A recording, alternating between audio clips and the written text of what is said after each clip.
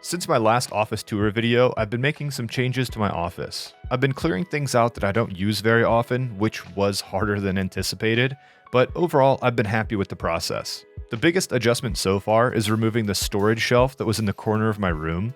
There have been times when I miss having access to all my storage if I need a cable or something, but it doesn't make sense to have access to everything all the time in my smaller studio.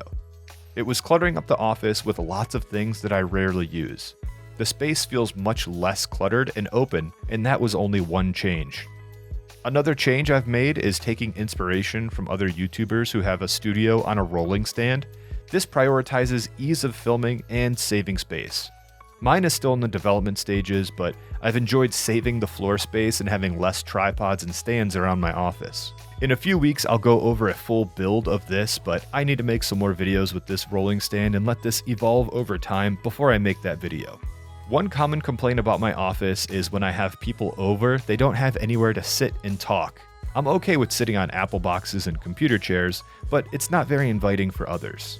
After removing a few things from my office, I now have enough space for a couch that is more inviting for guests to discuss projects or just hang out.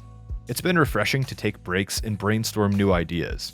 It's been a great addition and I look forward to using it more. The next part of my office I want to focus on is my Mac desk. It's so crowded with clutter and cables, I find it difficult to do any good productive work there. I wanted a minimal and functional desk setup, and looking at my tired Mac setup, it's anything but. I decided to clean it up and start completely from scratch.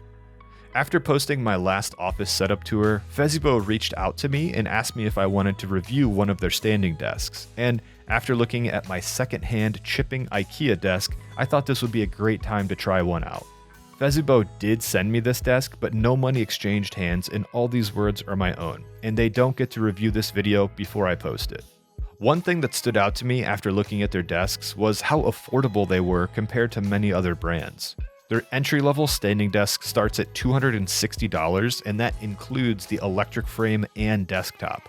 Their higher-end Pro standing desks start at $400, which have stronger electric frames and a tabletop. They also sell more custom L-shaped desks and stylized desks, though at a higher price.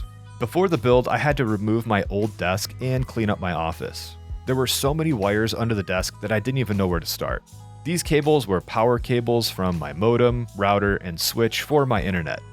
It was one of those projects that I started and just never got around to doing, and I just shoved it under my desk and forgot about it. I also got rid of the bookshelf that was to the edge of my desk too. This was holding on to a lot of clutter that I didn't really use, but just accumulated over time. Getting rid of this shelf felt like the room was opening up more. After a quick clean and vacuum of the space, I began to set up the Fezibo Pro standing desk. This desk was delivered in 4 days in 2 different boxes, one for the legs and another for the desktop. I went with the black 3-stage Aurora frame and a white 55-inch desktop. I also got a balance board to help keep me from fidgeting or shifting my weight around too much when standing for long periods of time. This desk took me about 35 minutes to assemble, and it was pretty straightforward. There were pre-drilled holes in the desktop and legs. The directions have photos of the parts, and the hardware is appropriately labeled in individual bags. They included tools in the box, but I used a drill with a hex bit to speed things up a little. If you don't want to possibly strip any parts, I would use the included tools though. I made sure to put my drill on the lowest torque setting to not strip any parts, and it worked out fine for me. You do run the risk of damaging parts by using a drill, so use a drill at your own risk. The assembly process was pretty straightforward as long as you take your time and read the directions. I found that barely putting the screws together on a section and then tightening each screw until it was tight was the fastest way to ensure proper alignment and fitment. I also made sure to put towels down on my floor when it came time to attach the desktop to the legs. I didn't want to scratch my desktop, and this worked out great. I was able to flip the desk over myself once this was all assembled, but it's probably a good idea to have 2 people to do this. When it comes to standing desks in this price bracket, one thing that is commonly left out is collision detection. One of the first things I did with this desk was test the collision detection, and it does seem very sensitive, but not to the point where it stops under normal operation.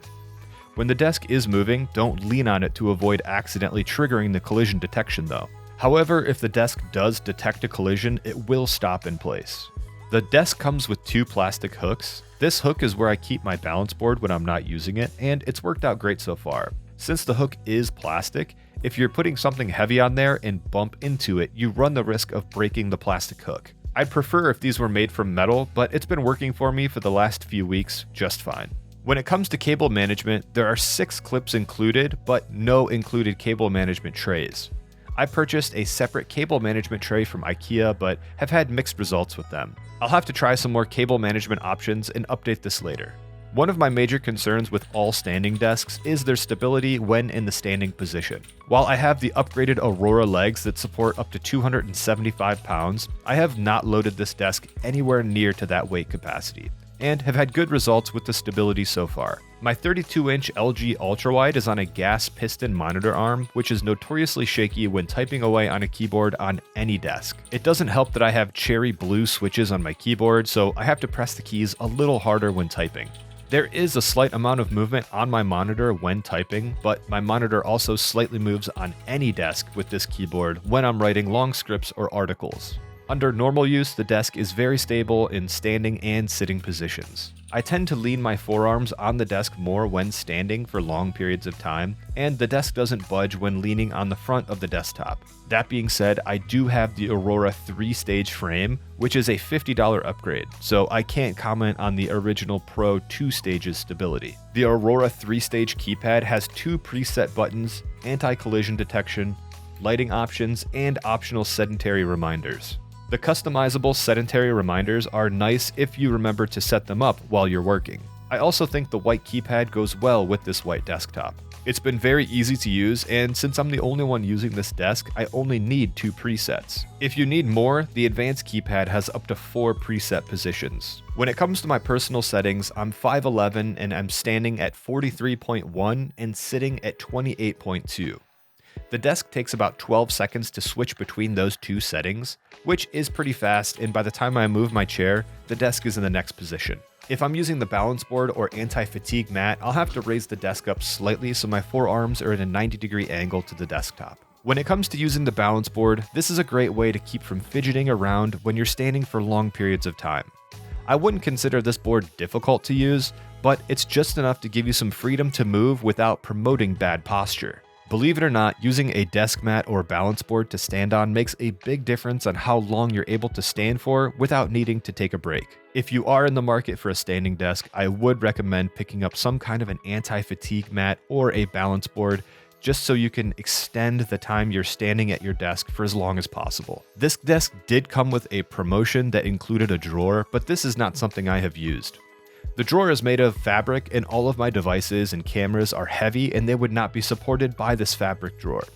If you have lighter accessories on your desk, this will probably work for you, but as I'm trying to keep my setup as minimal as possible, I did not include the drawer in my final setup. When it comes to office updates, removing what wasn't working and cleaning up the things that I do use on a daily basis has made me more productive and made my office feel less cluttered. The office is far from being completed, but it is much more functional now than it was a few weeks ago. I look forward to making some improvements and will be posting updates as time goes on. If you're interested in any of the products in this video, I will leave them linked in the description below. If you liked this video, check out my last video about my office setup. Thank you guys for sticking around to the end, and I'll see you in the next one.